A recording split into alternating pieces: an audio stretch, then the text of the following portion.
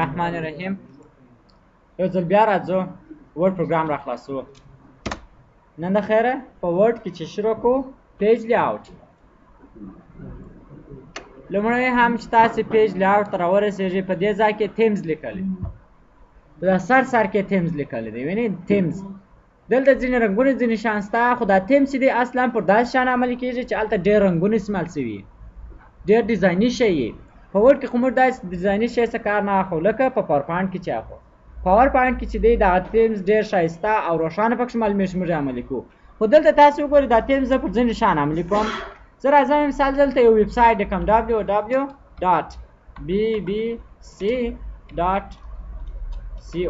انټر یې کړه. ګوره لاندې انډرلاین ورکړي او دی په چیش کې شین رنګ ځان ته غوره کړي. دا معنی چې دا لینک دی ارتباط دی د دغه ویبسایټ سره. زه دلته خپل ایمیل ادرس لیکم.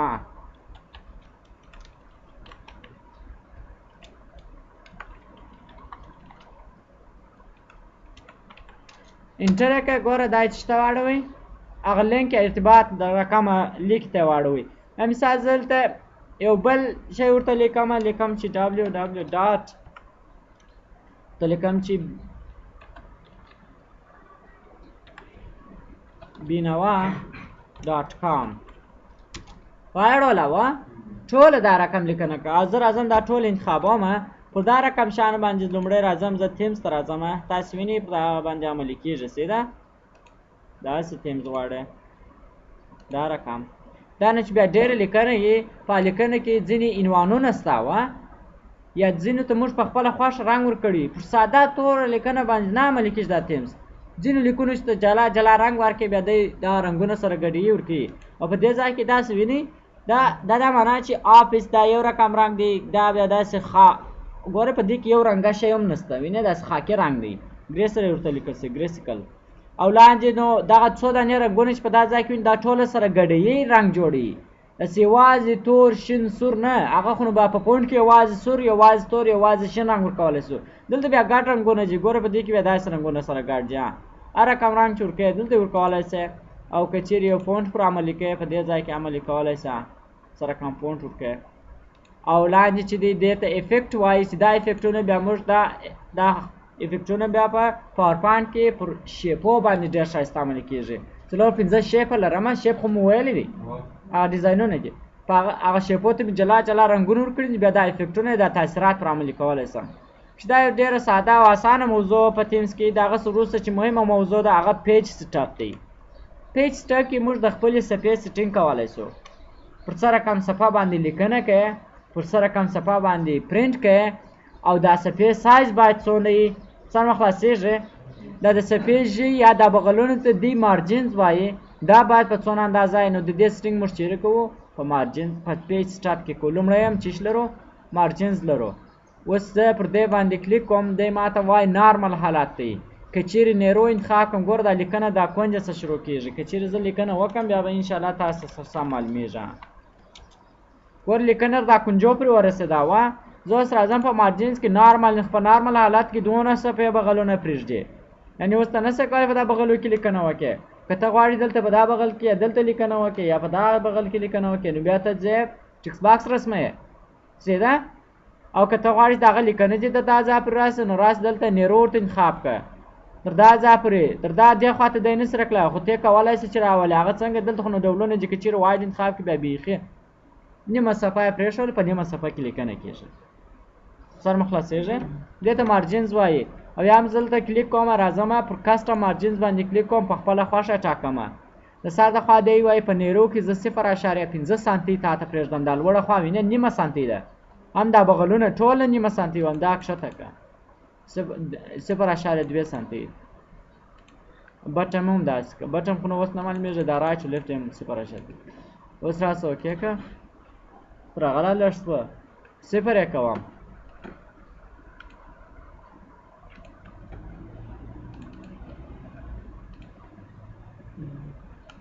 دی وایي بیخي یا نشئ کولی تر هغې لږ کښته کړي بله 0.1 به ورکړي 0 کړي نه.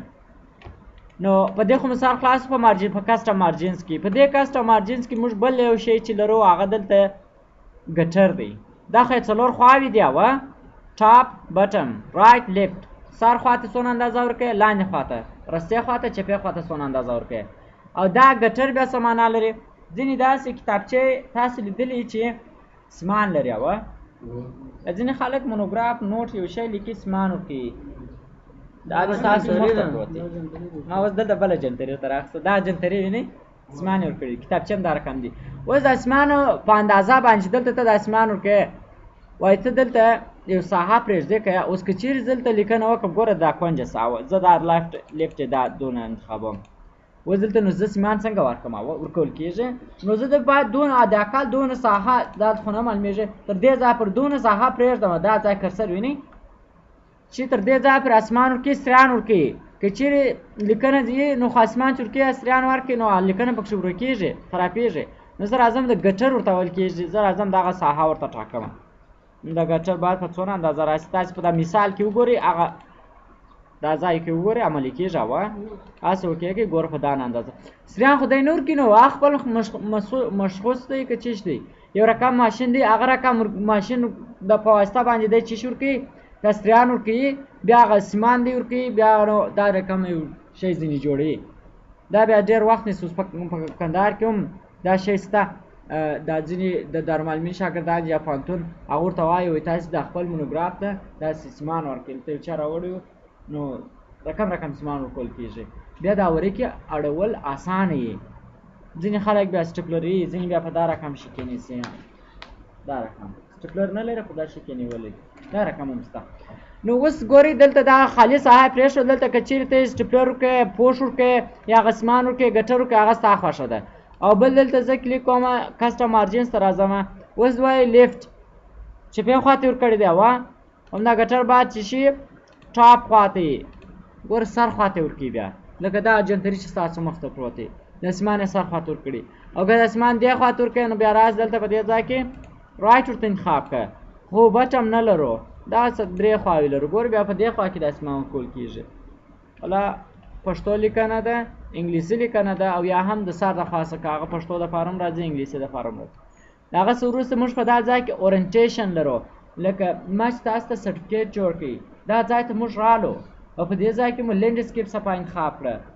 او د سرټیفیکیټ دپاره یا د اطلاعنامې دپاره یو ستاینلیک یو فراغت پاڼه باید هغه رقم ولیکل شي. خو که چیرې نوټ لیکو، نوټ په دا رقم صفحه کې لیکل کېږي. خو که چیرې زه اورینټیشن ته راسم، لینډسکیپ بیا دا اطلاعنامه چې جوړوم یا یو سرټیفیکیټ جوړوم، بیا په دا رقم صفحه کې لیکنه کوم. یعنې صفحه دوه ډوله، یو پورټریټ او بل هم چې شي لینډسکیپ چې په دې ځای کې موږ په اورینټیشن کې دا ټاکلی شو. او دا اورینټیشن دا دی په کسټم مارجنز کې موږ لرو. وینئ سیده دلته هم کولی شئ دا واړی به هغه معلومیږي. او د هغه څخه د اورینټیشن څخه وروسته موږ چې لرو سایز لرو. عموما دغه نوټونه چې موږ چاپ کړي دي، دا نوټونه وینئ، او دا نوټونه چې ما تاسو ته درکړي دي، یا بازار کې څوک چپټر وړي یا نوټ وړي وایي دا چا کاپي کړه، او یا هم دا زموږ تاسو سرټیفیکیټونه چې دي دا ټوله پر A4 باندې دي. نو خارجیان بیا د لیټر څخه ډېر استفاده کوي. تاسو وګورئ دی عموما چارواخ موږ را خلاصو چې شي انتخاب کړي لیټر. د لیټر او د A4 ترمنځ فرق شته لږ. اوس تاسو وګورئ، اوس دا لیټر ورقه ده، دا ورقه وینئ دا لیټر ده. زه راځم A4 ته اړوم، اوږدوالی ډېر شو، باره کم شو، لږ په څو سانتي کې د A4 او د لیټر ترمنځ فرق شته، خاص فرق نه کوي. خو ځینې وخت موږ په لیټر باندې لیکنه کوو، پر A4 یې پرنټولی شو. خو که چېرته یو ډیزاین جوړ کړي او د صفحو تر G پورې رسېدلي، یعنې بیخي دا ټوله صفحه نیولي، بیا ته هلته پرنټ کوي، بیا یې کونج مونج نه پرنټېږي. نو ښه خبره دا ده چې تاسو چې شي انتخاب کړي دا صفحه A4 ورته انتخاب کړئ، بیا مشکل نشته. او بل دلته په دې ځای کې موږ نور ډولونه هم لرو. A5 لرو. A5 بیا کوچنۍ صفحه ده، تاسو وګورئ د A4 نیمه برخه ده. A5 د A4 نیمه برخه ده. دا نه چې A5 دی 5 ورډ دی ورقه به هم غټي، سرچپه کار دی. A2 تر هغه لا کوچنی، دا چې دی A2 دی، دا شان A2 دی.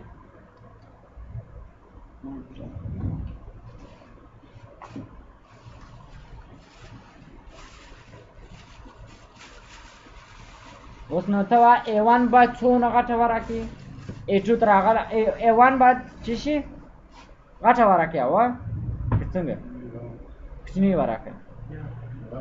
دلته بیا ګورئ دی دا خاص A2 دونه نیکه ورکه ده. زه اوس راځم A3 انتخابوم. A3 په دغه ور کې 2 چانده وي. دې داسې نومان ورکړي دي.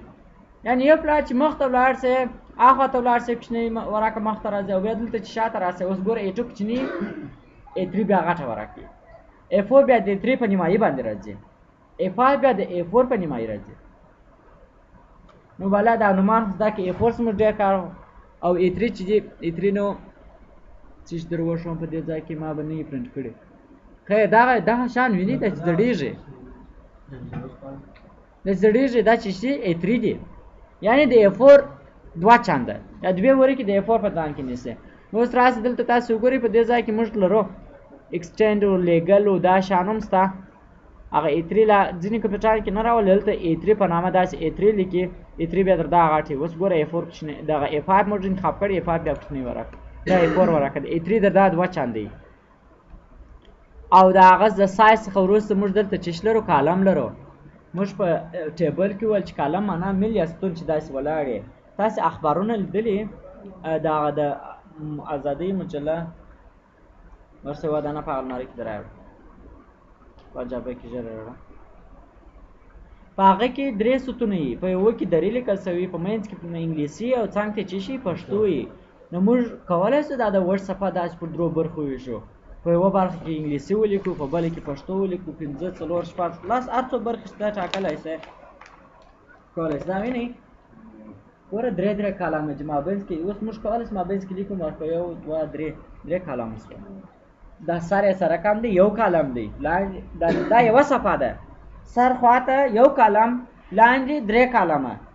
دا موږ کولی شو. دا یو مهمه موضوع ده چې دا تاسو باید په ذهن کې ثبت کړئ. راځم 1 کالم انتخاب شوی دی. ګوره 1 کالم دی در څپې در پای پورې. زه 2 کالم انتخابوم.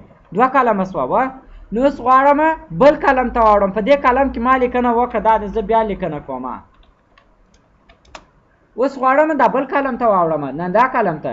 او د دې نه مخکې چې دا بل کالم ته واوړم، دا کالم به زه چې کومه جسټیفای کوم تر څو دا لیکنې چې سره د اثرونو سره منظم سي. د ادارې لیکي سرونه. نو راځم دلته هوم ته راځم، پر جسټیفای کلیک کوم. منظم شوه. نو اوس بلې لیکنې ته واوړم، بل کالم ته پیج لیاوټ کې پر بریک باندې کلیک کوم. کالم وینئ، یعنې داسې علامه یې ورکړې ده. ګوره وایي داسې دا بل کالم ته پسې واوړه. په بریک کې داسې کلیک کوم، دا بل کالم ته واوښتم، دلته هم لیکنه کوم.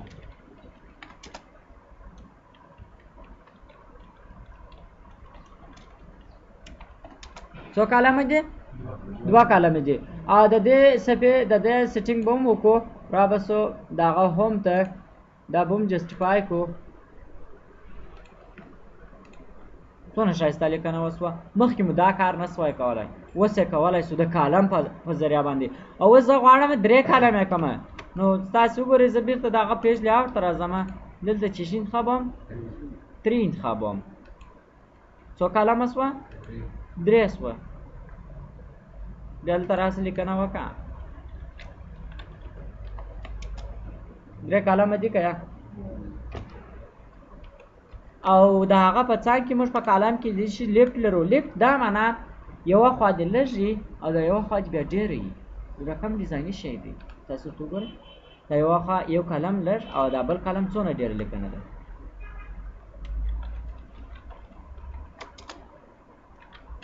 ته وګوره دا لکه په کتابو کې اشعار و دا راکړه. تاسو وګوره دا یوه خوا لږ، یوه خوا بیا ډېر وي.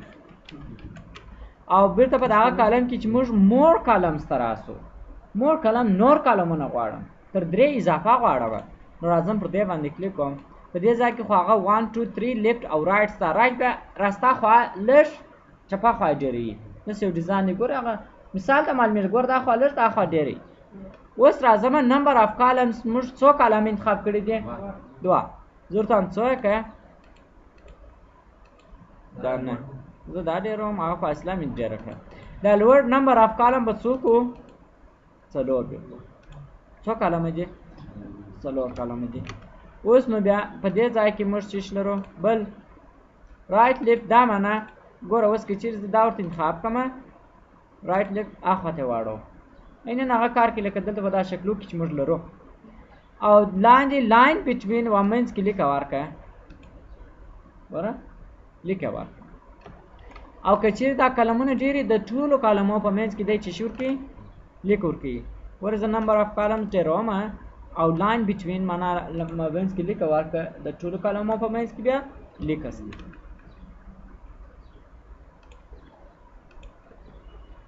او دا څه معنا لري ټو کلم انتخاب کړی دي د دوو کلمو په منځ کې یوه فاصله وي نو په دې خاطر دلته یو انتخاب کړی دا فاصله ډېره و ډېره کړه.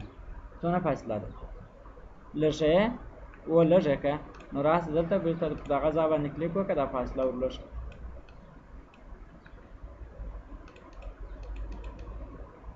خو دا بلا نه کمیږي څلوېښت مو شول درته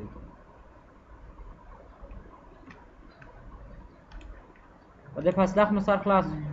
اوس نو که چیرې دلته ټو کالم انتخاب کړمه د درې کالم انتخاب کړمه دا فاصلې څه کېږي ډېرېږي.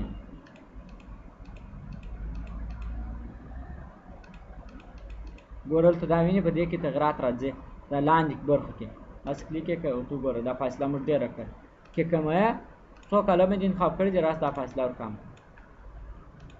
اوس بیا سره نږدې په کالم کې خو به اوس مشکل نه لري.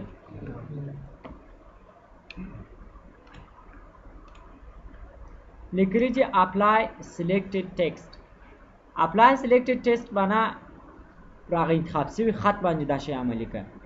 اپلای عملي کولو ته وایي سلیکټډ معنا انتخاب شوی خط. زه راځم خط نه انتخابوم اوس راځم دی اوس بیا چې راته لیکم اوس بیا وایي هول ډاکومنټ خط معنا دې انتخاب کړي اوس بیا هول ډاکومنټ لیکي او لیکلي چې دیس پوینټ فورورډ اوس تاسو سیکشن نه دی ویلي د دغه پیج د دا کالم څخه وروسته موږ په داسار کې چې لرو بریک لرو په دې کې سیکشن جوړو سیکشن چې موږ جوړ کې اوس وګوره سیکشن معنا دی جوړ کړي دغه ډاکومنټ شپېته صفحې اویا صفحې ټولې صفحې دوه کالمې زه غواړم دا داسې معنا لري چې پر یوه صفحه عملي کې په ټولو عملي کېږي دا یو کالم دی عملي کوم په ټولو عملي کېږي. او یا هم تاسې هیډر امپوټر ووایه چې یوې صفحې ته به هیډر ورکړي ټولو صفحو ته به ورکول کېږي. اوس زه راځم سیکشن ورکوم یوې صفحې ته په خپله خوښه هیډر ورکوم بلې صفحې ته بله کړم بلې صفحې ته بله کړم یوه صفحه چې 5 کالمه ولري یوه صفحه چې 2 کالمه ولري یوه صفحه چې 1 کالم ولري نو دا بیا زه د سیکشن په واسطه دا کار کولی شم. او دا ډېره مهم موضوع ده. تاسو د خپل نوټ وګورئ سال 15 صفحې لاس صفحې وینډوز په هایډر ټوټر کې وینډوز لیکل شوی دی دا نور صفحو په سر کې ورډ لیکل شوی دا نور صفحو په سر کې ایکسل ټول په یو ډاکومنټ کې خو هایډر ټوټر یې فرق کوي په دې خاطر چې دا جلا جلا سیکشنونه دي وینډوز یوه برخه ما جوړ کړې ده د ورډ بله برخه ده دا نشي په دا موضوع باندې یا په کمپیوټر کې به ته دا برخې اړې اوس تاسو ته وګورئ ته اوس ملا سر نه خلاصېږي دا زه چې انتخابوم 1 کالم ورته انتخابوم دا صفحه یو کالم ده. اوس راځم دلته کلیک کوم دا خپله دا معنا د اول سر چې دی پیج بله صفحه راخلاصوي لکه کنټرول انټر چې وایه بله خالي صفحه ورته راخلاصوي. دا خو مې درته ووایه چې د یو کالم څخه چیرې ځو بل کالم ته ځو او دا لاندې ټکسټ ورپینګ څخه کار کوي مساوي RAND. اوس زه دلته لیکنه کومه زه انټر وایم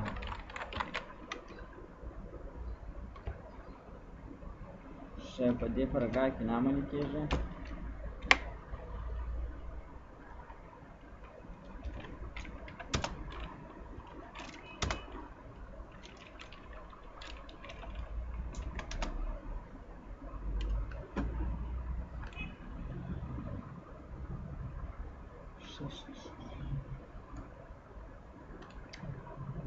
دلته دا د پاراګرافو ترمنځ فاصله 0 ده. اوس وګوره دلته زه انټر وایم دلته ګوره دغه پاراګرافونه جوړ شو د پاراګرافو ترمنځ فاصله تاسې وینئ نشته او یا ګوره دلته باید په منځ کې د اقل دونه فاصله وای د پاراګرافو ترمنځ لکه پخوا چې موږ دا پکول په هغو کمپیوټرانو کې عملي کېږي. که چیرې دلته لیکنه وکړم لیکنه مې وکړه زه انټر وایم اوس یې نه اضافه کېږي. که چیرې دلته د یوه پاراګراف په اندازه باندې فاصله اضافه کوله نو زه انټر نه وایم زه دلته د لیکنې په پای کې درېږم راځم پیج لیاوټ ته په ټکسټ ورپینګ باندې کلیک کوم دا په ایکسل کې راځي پر دې باندې کلیک وکړم ګوره کرسر لاندې صفحې ته راځي پاراګراف نه جوړېږي. اوس ما دلته د زما کمپیوټر چې دی سټینګ یې دغه په ورډ کې د سټینګ سره دغه شوی دی تاسو په بل کمپیوټر کې وګورئ او دا په ډیسکټاپ باندې بیا عملي کېږي چې انټر ووایه ما مخکې پاراګراف کې درته تشریح کړه هغه پاراګراف جوړیږي بیا بل دغه پاراګراف ته ځي نو اوس بیا که ته نه غواړې چې پاراګراف جوړ شي انټر مه وه راسه د ټکسټ راپینګ د لارې دا معنی چې د یوې لیکنې څخه بلې لیکنې ته اوړم چې پاراګراف هم نشي جوړ بله کم چې واوړې هغه چې کېږي پاراګراف جوړېږي یعنې زه انټر وم بل لیک خو اوړم پاراګراف جوړېږي او که د ټکسټ راپینګ د لارې ولاړ شم بیا پاراګراف نه جوړېږي بلې لیکنې ته ځي اوس خو دا فاصلې سره نږدې دي سم نه معلومېږي تاسو بیا په دا نور کمنټانو کې وګورئ انشاءالله تاسو ته معلومېږي اوس راځو سیکشن بریک ته چې دا ما د ټول په وډ کې دا ډېره مهمه موضوع ده نیکسټ پیج لیکل دي دا معنا سیکشن په بله صفحه کې جوړ کړه دا یو سیکشن دی تاسو وګورئ دلته هیډر فوټر لیکي سیکشن نه راته لیکي اوه زه راځم په دا صفحه کې زه لیکنه کوم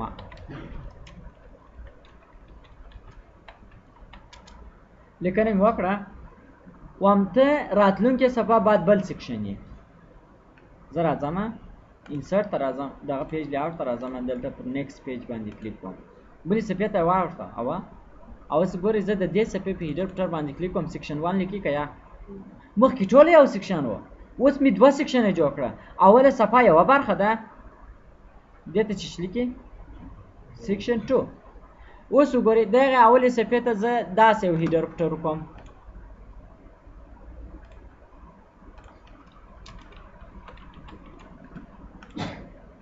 دې ته م احمد ورکوس زه ورته وایم ته اوس دا چینج کړه نو زه دلته کلیک کوم هیډر فوټر کې ما دا چک مارک درته پرېښی و هلته کار نه کوئ دا دې اوس کار کیا وه لینک ټو پریویس دا معنا چې یعنې هغه شاتنۍ صفحې ته باید ارتباط ولري زه ورته وایم یا دا ارتباط ځینې قطع کړه شا صفحې هر رقم هیډر فوټر چې لري زه په هغه پرې اړه نه لرم نه هغه زه غواړم نو زه راځم د دغه صفحې د دغه دوم سیکشن هیډر اړوم نو دې څه چک مارک ایسته که د دوم سیکشن هیډر واړوه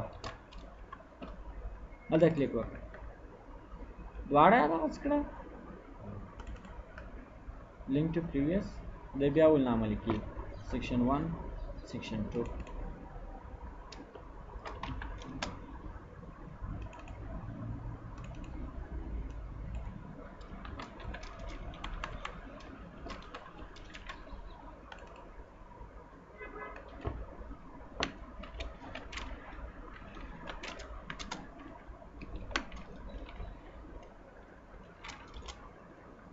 بیا یو څه سرزوري کې په دا ورډ کې چې دی ول نامه لیکي را به سو بیرته بیا به لیکنه وکړو دلته په دا کمپیوټر کې نامه لیکېدله بیا پر بل کمپیوټر وګورو خو دا د دې پیراګراف بیا نامه لیکي نو دا صفحه مو انسرټ کړه زه راځم او همته چیش کړه سیکشن اضافه کړه پیج لیاوټ ته راځم نیکسټ پیج یعنې دا صفحه دې که چېرې دلته 15 صفحې 6 صفحې والا نیکسټ پیج نه دا 15 صفحې به یو سیکشن یې راتلونکې صفحې چې هغه به دویم سیکشن یې راځم پر دې ځای باندې کلیک کوم دویمې صفحې ته خو واوښتم راځم په دې کې هم لیکنه کوم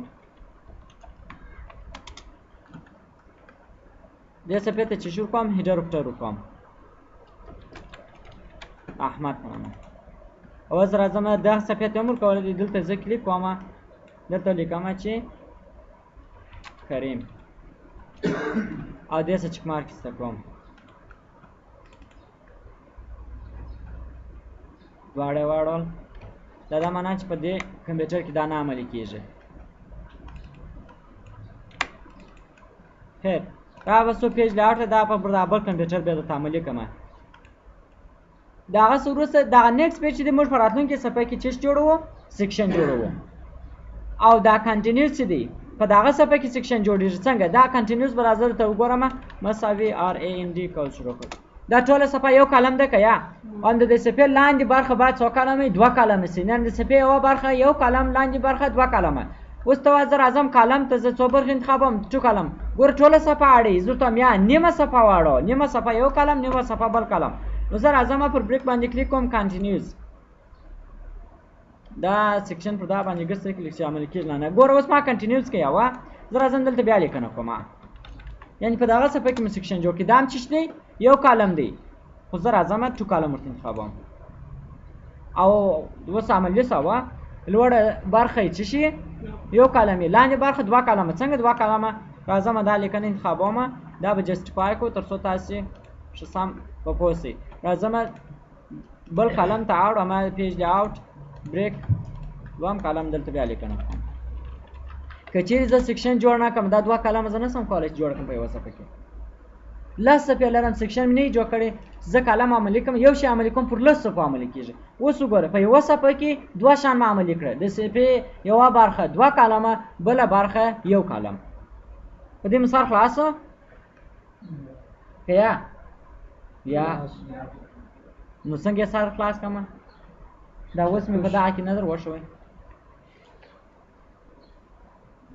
دا ټوله په دغه کې عملي شوي دي تاسو دلته وګورئ دا لوړ عنوانونه چې لیکل شوي دي دا یو کالم دی یعنې د صفحې د دا کونجه پر راځي خو که چیرې زه دلته کلیک وکړم د دا ځای پر راځي دا خواته نه اوړي د پښتو لیکنه کومه په دغه ستون کې در پای پرې کېږي دا مابینځي کالم ته نه اوړي دا داسې مثال لري ګوره لکه اوس ما جوړ کړه د صفحې سر برخه یو کالم دی لاندې برخه بیا درې کالمه دي درې ستونه دي دا درې ستونه در دا ځای پورې دي لوړ نشته او دا یو کالم چې دی در دا ځای پورې دی دا لاندې برخه ګوره درې حصې دي او لوړه برخه چې یوه حصه ده دلته لیکنه کوم دا پای پورې کېږي که چیرې دلته لیکنه وکړم تر دا حده پورې کېږي دغه درېمې لیکنې ته دویم کالم ته نه اوړي دغسې راځي دا ځای ته کېږي دا لکه ته چې لیکنه وایې د دا ځای شروع کړې دا خواته نه وایې پای پورې وایې بیا دلته شروع کوې دا چې خلاص کړې بیا دلته شروع کوې خو که دا وایې دا در دا پای پورې وایې بیا دا لاندې دا لیکنه د صفحې د پای پورې دا جې پورې ته وایې دا ډېر په دا ځینې وخت دا شعرونه خلک لیکي هغه دوه کالم ورته انتخاب کوي دا شعر چې لیکي او ساده لیکنه چې کوي هغه ته یو کالم انتخابوي تر دغه بلابود خو نو چې د چیرې د چا سر نه خلاصېږي زه هم سر نه شم خلاصولی کتر ته وم چې دا ولې مو سر نه خلاصېږي خو دا د پیج دغه د هیډر پټر سر خو مې در خلاص کړي او دا کالم اوس ګوره یو څوک وایي دا دی دا صفحه کې زه ولاړ یم دا سایز دی چیش دی لیټر دی اوه یا مثال دا صفحه چې ده چیش ده دلته پورټریټ ته راسئ پورټریټ ته اوه زه هم دا صفحه سی دی په دې کې زه عنوان لیکم وروسته صفحې چې دي هغه باید چیش سي لینډسکیپ سي یوه صفحه یې دا رقم وروسته صفحې لینډسکیپ سي او زه اوس زه کنټرول انټر وامه زه دا پورټریټ لینډسکیپ انتخابوم ټوله اوړي زه ورته وایم یا دغه اول دې نه اوړي دا نور دې بیا واوړي نو د دې لپاره زه چیش جوړوم سیکشن جوړوم نو زه راځم بریک ته نیکسټ پیج انتخابوم اوس راځم همدا صفحه دې چیش سي لینډسکیپ سي اوس ورته وګوره یوه صفحه دې یو رقم بله صفحه دې بل رقم دا د سیکشن په مرسته کولی شي که چیرې ته سیکشن جوړ نه کړې پر دا یوه صفحه باندې چې ته یو ډیزاین عملي کړې یو شی عملي کړې پر ټولو صفحو عملي کېږي اوس نو ته پر یوه صفحه یو شی عملي کوم پر بله صفحه بل شی خو دا دې اوس مثال ویني دا صفحه هم لینډسکیپ دي او دا دې لینډسکیپ دا دې پورټریټ دي اوس بیا زه غواړم څنګ ته کومه بله صفحه چې اضافه کوم هغه دې بیا دغه د اولې صفحې په رقم پورټریټ نو زه راځم بیا سیکشن جوړوم اورینټیشن ته راځم دغه بریک ته راځم په بریک کې نیکسټ پیج انتخابوم دا صفحه دې هم دا رقم سي دا دریم سیکشن دی نو زه راځم پورټریټ انتخابوم اوس وګورم مابینځي صفحه دا رقم او دوې صفحې بیا بل رقم د دې هیډر پټر هم پاک کوي دا به ما ټول پر بل کمپیوټر په دې کمپیوټر کې د هیډر پټر ټول یو رقم ورکوي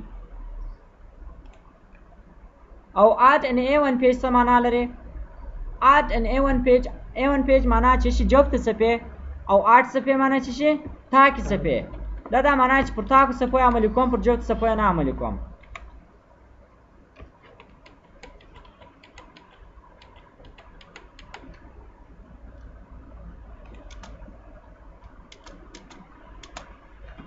څلور صفحې لرو اوس په تاکو صفحو کې ولاړم زه راځم بریک ته راځم پر add an A1 page باندې کلیک کوم او زه راځم دا صفحه اړوم نور ټولې صفحې واوښتل راځم دلته کلیک کوم پر چیش باندې کلیک کوم پر add page کلیک کوم راځم اوس بیا دا صفحه اړوم اوس بیا دا پاتې واړوم دا داسې چې یعنې جفت صفحو ته سیکشن اضافه کوم تاکو صفحو ته نه اضافه کوم دا چې تاسو ډېرې صفحې ولرئ بیا هغه صفحې پیج نمبرونه ولري لیکنې ولري بیا مثال په خلاص او یا هم څه وخت چې زه پرنټر ته راوړم په پرنټ کې add an A1 پیج بیا تاسو معلومیږي زه غواړم add صفحې پرنټ کړم یوازې جفت صفحې پرنټېږي تاکي صفحې او چې A1 صفحې پرنټ کړم څه شي پرنټېږي جفت صفحې پرنټ دومه څلورمه شپږمه داسې پرنټېږي تاکي صفحې پرېږدي او که چیرې تاک انتخاب کړم بیا تاک پرنټېږي اوله درېیمه پنځمه دا پرنټېږي جفت صفحې پرېږدي هغه نه پرنټېږي دا رقم هم موږ کولی شو او سیکشن خو نو چې مهمه موضوع وه کېدای شي په آینده کې حتما ته د څه استفاده کوئ نو تاسې په ورډ کې چیش کوئ د ورډ څخه تاسې کار نه اخلئ چې د دې سیکشن ته راشي د سیکشن څخه کار واخلئ تاسې په ورډ کې ساده لیکنې کوئ A4 سیکشن ته ضرورت به اوس دا ما کتاب جوړ کړی د سیکشن ته زما ډېر ضرورت پیدا کړی ما د سیکشن څخه دې کتاب کې استفاده کړې چې پر دې باندې بیا سبا بحث کوو پر بل کمپیوټر باندې تر څو تاسو په هیډر کمپیوټر باندې سر خلاص کړئ